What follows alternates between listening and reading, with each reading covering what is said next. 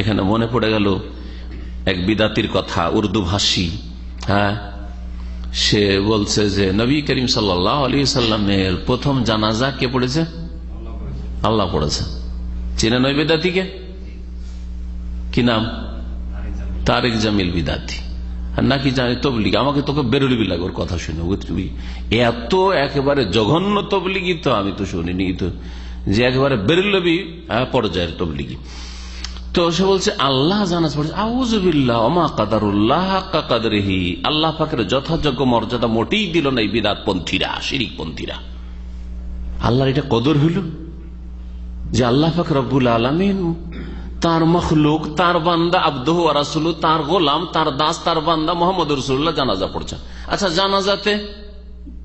জানাজাতে পড়া হয় কি? জানাজার দোয়া আল্লাহুম্মা আগফির লিহাইয়িনা ওয়া মাইয়িতিনা। তো বলেন তো আল্লাহ বলছেন তাহলে আল্লাহ বলছেন যে আল্লাহ, হ্যাঁ তুমি আমাদের জীবিতকে মাফ করো, মৃতকে মাফ করো, হ্যাঁ মোহাম্মদকে মাফ করো। আল্লাহর কাছে চাইছেন, তাই না?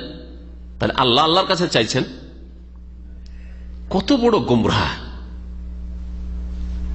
আর গুমরাহর পাশে কারো বসে থাকা সহি আকীদার লোকের এটা মারাত্মক বিপজ্জনক, এটা বড় ফিতনার কারণ। গুমরাহর পাশে একজন গুমরাহকে আমি পাশে বসিয়ে রাখবো আর আমার সাথে ছবি উঠবে, এটা দাওয়াতে ইসলামের বড়ই ক্ষতিকর জিনিস।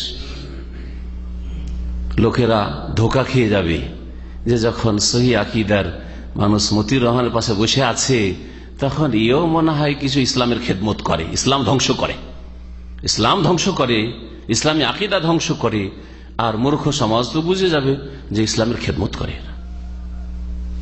এই জন্য বিদাতীদের সংসর্গ, বিদাতীদের সাথে উঠা বসা সালাফে সালেহিন কঠোর ভাবে হারাম বলেছেন, নিষিদ্ধ।